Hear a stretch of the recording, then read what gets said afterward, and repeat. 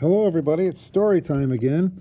We are on chapter 17, Pa Goes to Town. Now, remember, Pa had to go to town to get some things. He owed Mr. Edwards some nails. He wanted some good tobacco to smoke in his pipe. Ma needed some cornmeal. So he's going to town to get these things. And remember, we talked about yesterday, town is 40 miles away. And it takes 2 days to get there and 2 days to get back. So Pa is going to be gone for a long time. Before dawn, Pa went away. When Laura and Mary woke, he was gone and everything was empty and lonely. It was not as though Pa had only gone hunting. He was going to town, and he would not be back for 4 long days. Bunny had been shut in the stable, so she couldn't follow her mother. The trip was too long for a colt. Bunny whinnied lonesomely. Laura and Mary stayed in the house with Ma. Outdoors was too large and empty to play on when Pa was away. Jack was uneasy too, and watchful. At noon, Laura went with Ma to water Bunny and to move the cow's picket pin to fresh grass. The cow was quite gentle now. She followed where Ma led, and she would even let Ma milk her. At milking time, Ma was putting on her bonnet, when suddenly all Jack's hair stood up stiff on his neck and back, and he rushed out of the house. They heard a yell and a scramble and a shout. "Call off your dog! Call off your dog!" Mr. Edwards was on top of the woodpile, and Jack was climbing up after him. "He's got me treed," Mr. Edwards said, backing along the top of the woodpile. Ma could hardly make Jack come away. Jack grinned savagely and his eyes were red. He had to let Mr. Edwards come down from the woodpile, but he watched him every minute.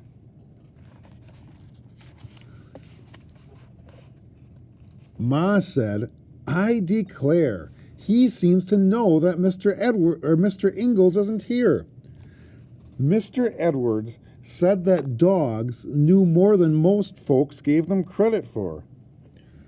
On his way to town that morning, Pa had stopped at Mr. Edwards' house and asked him to come over every day to see that everything was all right. And Mr. Edwards was such a good neighbor that he had come at chore time to do the chores for Ma. But Jack had made up his mind not to let anyone but Ma go near the cow or Bunny while Pa was gone. He had to be shut in the house while Mr. Edwards did the chores. When Mr. Edwards went away, he said to Ma, "Keep that dog in the house tonight and you'll be safe enough." The dark crept slowly all around the house. The wind cried mournfully, and owls said, "Ooh, ooh." A wolf howled, and Jack growled low in his throat. Mary and Laura sat close to Ma in the firelight. They knew they were safe in the house because Jack was there, and Ma had pulled the latch string in. Next day was empty like the first. Jack paced around the stable and around the house, then around the stable and back to the house. He would not pay any attention to Laura. That afternoon, Mrs. Scott came to visit with Ma. While they visited, Laura and Mary sat politely, as still as mice. Mrs. Scott admired the new rocking chair. The more she rocked in it, the more she enjoyed it. And she said how neat and comfortable and pretty the house was. She said she had hoped to goodness they would have no trouble with Indians. Mr. Scott had heard rumors of trouble. She said, "Land knows they'd never do anything with this country themselves. All they do is roam around over it like wild animals. Treaties or no treaties, the land belongs to folks that'll farm it. That's only common sense and justice." No, boys and girls, that's how a lot of people thought about Native Americans back in these days, that they wandered around and didn't do anything. And what happened was treaties were agreements signed between the government and the Indians or Native Americans that said basically to the Native Americans, if you move and give us your land, then we will give you different land further west, and we'll give you food. And what the government was trying to do is they were trying to get the Indians to move so people could settle the land and turn the land into farmland. She did not know why the government made treaties with Indians. Now, boys and girls, this is a very nasty thing I'm going to read here. But this is how a lot of people felt at this time. And this is, like I said, this is not my opinion. This is just the way people felt in the 1860s. The only good Indian was a dead Indian. The very thought of Indians made her blood run cold. She said, "I can't forget the Minnesota Massacre. My pa and my brothers went out with the rest of the settlers and stopped them only 15 miles west of us. I've heard Pa tell often enough how Ma made a sharp sound in her throat, and Mrs. Scott stopped. Whatever a massacre was, it was something that grown-ups would not talk about when little girls were listening." And what that is, boys and girls, in Minnesota, near the towns of St. Peter and New Ulm, there was what was called the Minnesota Massacre, and it was something that made the settlers very angry, because the Native Americans got very angry. And at this time, there was a lot of anger between the Native Americans and the settlers, because the Native Americans felt like their land was being taken away, and the settlers felt like the land belonged to them. So there was lots of anger between the Native Americans and the settlers. Well, let's leave it at that. After Mrs. Scott had gone, Laura asked Ma what a massacre was. Ma said she could not explain that now. It was something that Laura would understand when she was older. Mr. Edwards came to do the chores again that evening, and again Jack treed him on the woodpile. Ma had to drag him off. She told Mr. Edwards she couldn't think what had got into that dog. Maybe it was the wind that upset him. The wind had a strange, wild howl in it, and it went through Laura's clothes, as if the clothes weren't there. Her teeth and Mary's teeth chattered while they carried many armfuls of wood into the house. That night they thought of Pa and independence. If nothing had delayed him, he would be camping there now, near the houses and the people. Tomorrow he would be in the store buying things. Then if he could get an early start, he could come part way home and camp on the prairie tomorrow night. And the next night he might come home. And here's a picture of Mr. Edwards on top of the woodpile and Jack growling at him. In the morning, the wind was blowing fiercely. And it was so cold that Ma kept the door shut. Laura and Mary stayed by the fire and listened to the wind screaming around the house and howling in the chimney. That afternoon, they wondered if Pa was leaving Independence and coming toward them against the wind. Then, when it was dark, they wondered where he was camping. The wind was bitterly cold. It came even into the snug house and made their backs shiver, while their faces roasted in the heat of the fire. Somewhere on the big, dark, lonesome prairie, Pa was camping in that wind. The next day was very long. They could not expect Pa in the morning, but they were waiting till they could expect him. In the afternoon, they began to watch the creek road. Jack was watching it too. He whined to go out, and he went all around the stables and the house, stopping to look toward the creek bottoms and show his teeth. The wind almost blew him off his feet. When he came in, he would not lie down. He walked about and worried. The hair rose on his neck and flattened and rose again. He tried to look out of the window and then whined at the door. But when Ma opened it, he changed his mind and would not go out. Jack's afraid of something, Mary said. Jack's not afraid of anything, ever, Laura contradicted. Laura, Laura, Ma said, it is not nice to contradict. In a minute, Jack decided to go out. He went to see that the cow and calf and bunny were safe in the stable. And Laura went to tell Mary, I told you so. She didn't, but she wanted to. At chore time, Ma kept Jack in the house so he could not tree Mr. Edwards. He could not tree Mr. Edwards on the woodpile. Pa had not come home yet. The wind blew Mr. Edwards in through the door. He was breathless and stiff with cold. He warmed himself by the fire before he did the chores, and when he had done them, he sat down to warm himself again. He told Ma that Indians were camping in the shelter of the bluffs.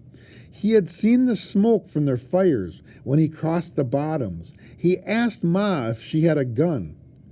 Ma said she had Pa's pistol, and Mr. Edwards said, I reckon they'll stay close in camp a night like this. Yes, Ma said. Mr. Edwards said he could make himself right comfortable with hay in the stable, and he would spend the night there if Ma said so. Ma thanked him nicely, but said she would not put him to that trouble. They would be safe enough with Jack.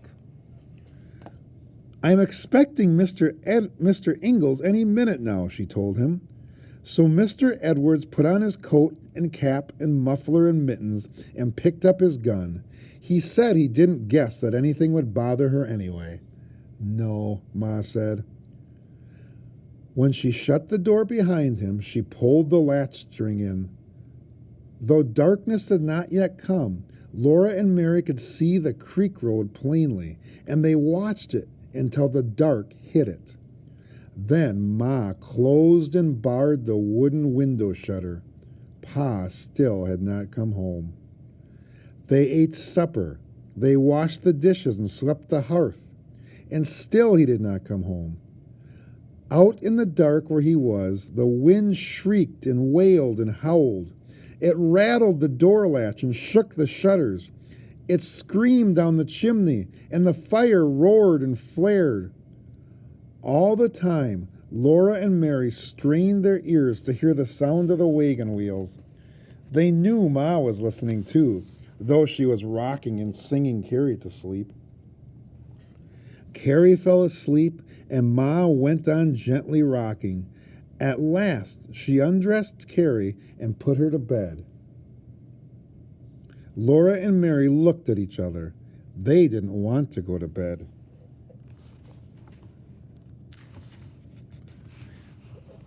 Bedtime, girls, Ma said. Then Laura begged to be allowed to sit up until Pa came, and Mary backed her up till Ma said they might. For a long time they sat up. Mary yawned, then Laura yawned, and then they both yawned. But they kept their eyes wide open. Laura saw things grow very large and then very small. And sometimes she saw two Marys, and sometimes she couldn't see at all. But she was going to sit up till Pa came. Suddenly a fearful crash scared her, and Ma picked her up. She said she had fallen off the bench, smack on the floor. She tried to tell Ma that she wasn't sleepy enough to have to go to bed, but an enormous yawn almost split her head in two. In the middle of the night, she sat straight up. Ma was sitting still in the rocking chair by the fire. The door latch rattled, the shutters shook, the wind was howling. Mary's eyes were open, and Jack walked up and down. Then Laura heard again a wild howl that rose and fell and rose again. Lie down, Laura, and go to sleep, Ma said, gently. What's that howling? Laura asked. The wind is howling, said Ma. Now mind me, Laura. Laura lay down, but her eyes would not shut. She knew that Pa was out in the dark, where that terrible howling was. The wild men were in the bluffs along the creek bottoms, and Pa would have to cross the creek bottoms in the dark. Jack growled. Then Ma began to sway gently in the comfortable chair. Firelight ran up and down the barrel of Pa's pistol in her lap, and Ma sang softly and sweetly, "There is a happy land far, far away, where saints in glory stand, bright, bright as day. Oh, to hear the angels sing, glory to the Lord our King." Laura didn't know that she had gone to sleep. She thought the shining angels began to sing with Ma, and she lay listening to their heavenly singing until suddenly her eyes opened and she saw Pa standing by the fire. She jumped out of bed shouting, "Oh, Pa, Pa!" Pa's boots were caked with frozen mud. His nose was red with cold. His hair wildly stood up on his head. He was so cold that coldness came through Laura's nightgown when she reached him. "Wait," he said. He wrapped Laura in Ma's big shawl, and then he hugged her. Everything was all right. The house was cozy with firelight. There was the warm brown smell of coffee. Ma was smiling, and Pa was there. The shawl was so large that Mary wrapped the other end of it around her. Pa pulled off his stiff boots and warmed his stiff, cold hands. Then he sat on the bench, and he took Mary on one knee and Laura on the other and hugged them against him, all snuggled in the shawl. Their bare toes toasted in the heat from the fire. "Ah," Pa sighed, "I thought I never would get here." Ma rummaged again among the stores he had brought and spooned brown sugar into a tin cup. Pa had brought sugar from Independence. "Your coffee will be ready in a minute, Charles," she said. "It rained between here and Independence going," Pa told him, "and coming back, the mud froze between the spokes till the wheels were nearly solid. I had to get out and knock it loose so the horses could pull the wagon. It seemed like we'd no more than started when I had to get out and do it again. It was all I could do to keep Pet and Patty coming along against that wind. They're so worn out they can hardly stagger. I never saw such a wind. It cuts like a knife." The wind had begun while he was in town. People there told him he had better wait until it blew itself out, but he wanted to get home. "It beats me," he said, "why they call a south wind a norther, and how a wind from the south can be so tarnation cold. I never saw anything like it. Down here in this country, the north end of a south wind is the coldest wind I ever heard of." He drank his coffee and wiped his fine moustache with his handkerchief and said, "Ah, that hits the spot, Caroline. Now I'm beginning to thaw out." Then his eyes twinkled at Ma, and he told her to open the square package on the table. "Be careful," he said. "Don't drop it." Ma stopped unwrapping it and said, "Oh, Charles, you didn't." "Open it," Pa said. In the square package there were eight small squares of window glass. They would have glass windows in their home. Not one of the squares was broken. Pa had brought them safely all the way home. Ma shook her head and said he shouldn't have spent so much, but her whole face was smiling, and Pa laughed with joy. They were all so pleased. All winter long, they could look out of the windows as much as they liked, and the sunshine could come in. Pa said he thought that Ma and Mary and Laura would like glass windows better than any other present, and he was right. They did. But the windows were not all he had brought them. There was a little paper sack full of pure white sugar. Ma opened it, and Laura looked at the sparkling whiteness of that beautiful sugar, and they each had a taste of it from a spoon. Then Ma tied it carefully up. They could have white sugar when company came. Best of all, Pa was safely home again. Laura and Mary went back to sleep, very comfortable all over. Everything was all right when Pa was there, and now he had nails and cornmeal and fat pork and salt and everything. He would not have to go to town again for a long time. And that's the end of chapter 17. Tomorrow we'll read chapter 18, The Tall Indian. Goodbye, boys and girls.